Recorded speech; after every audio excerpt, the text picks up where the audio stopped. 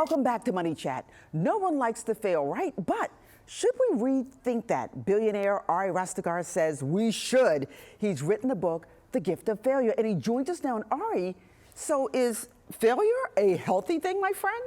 Well, it's kind of a natural thing. And in studying failure for the last, decade or so, I've kind of changed the meaning a little bit. To me, failure is learning how to win. That's a good way to look at it. Yeah, but if you look at a toddler learning to walk, they get up, they fall down, they get up. You don't say, "Oh, you idiot, you're never going to learn how to walk." And at one point in life, we started to think that failing wasn't part of the process. You look at the best shooters in the world, and the best ones are missing 50% of the time. And so learning that being part of the process and embracing it makes learning how to win a lot easier. It certainly does. Give us a little bit of your background, because it's so fascinating where you come from, what you've done, and how you got to be so successful. I appreciate it. My father is an Iranian American, and anybody that has an Iranian father knows that there's a lot of pressure to try to do something. So if you're not a doctor or a lawyer, then you might as well just quit at life. So I'm an attorney by trade, but quite reluctantly became an attorney through a couple community colleges, delivering pizza at Doubledave's, and finally get into Texas A&M University, where I majored in English literature, of all things. So I actually never really took a business class per se, but reading the best books in the world, you kind of realize that business, like life, is about people. And that kind of came into the real estate business as well, too. The Egyptians built the pyramids, so the math isn't too complicated, but at the end of the day, life and business is really about people. In reading your book, I love the quotes in it, first of all. Fantastic quotes that just inspire you to do more. But also you had some great pictures and stories about doing work and having clients who are famous people. How did you make those connections? Well, it was being an attorney. There was a big sporting event right around the time I got out of law school for the NBA All-Star game in Dallas. And I was working for a very famous trial attorney who's friends with my father. And their managers came in just hooping and hollering that this club that they had got a celebrity walkthrough had lost their liquor license. They wanted to sue somebody, and being probably a little more rowdy than I'd care to admit, I knew some of the club owners, so we figured out how to move the venue and let the show continue to go on, and built some great relationships with some very interesting names that dovetailed into the entertainment business. And a lot of the better parts of the book were about those businesses failing, which at the time I thought was maybe the worst thing in the world, but learning the hospitality of working with celebrities and working with people of that kind of notoriety really led into how we work with our investors that are, public pension funds, insurance companies, high net worth individuals from all over the world. So it was a great learning process. You want to drop some names? It's Miami. Well, I guess we can. LeBron James and Drake were probably the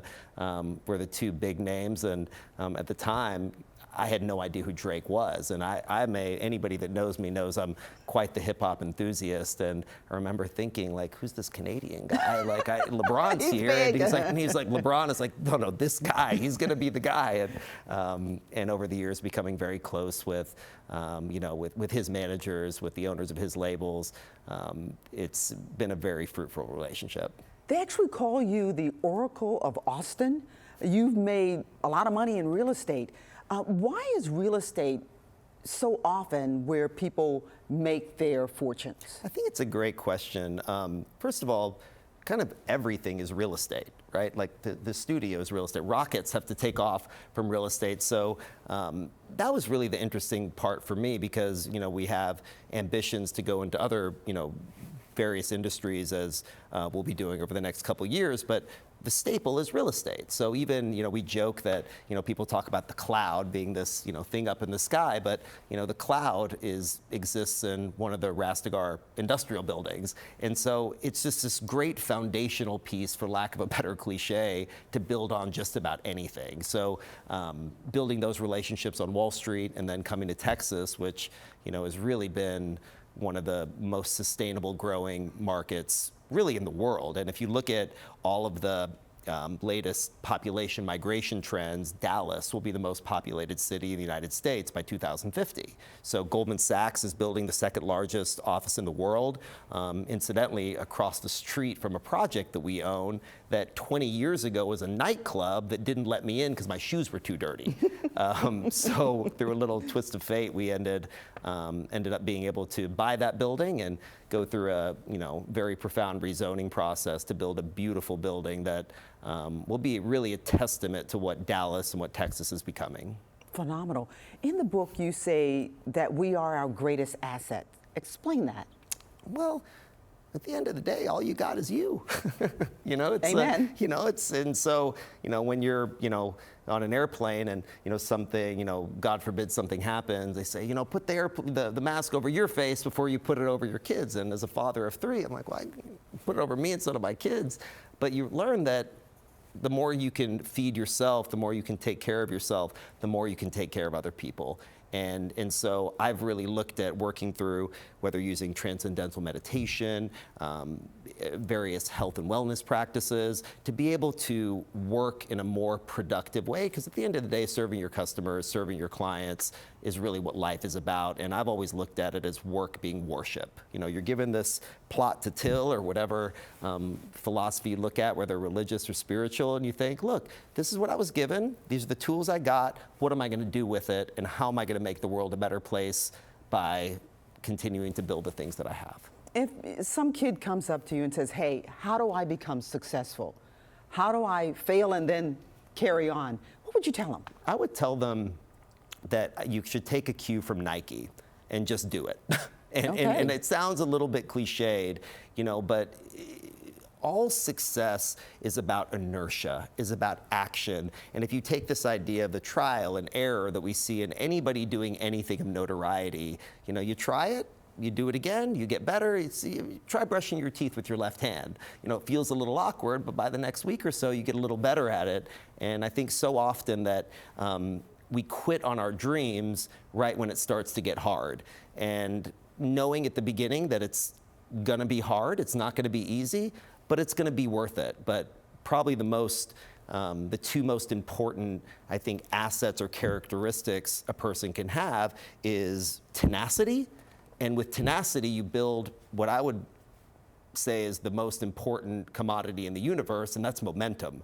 So when you get momentum, after some tenacity, all of a sudden things start to fall in place, but usually not when you think. And the success is usually a couple steps further beyond when you want to quit.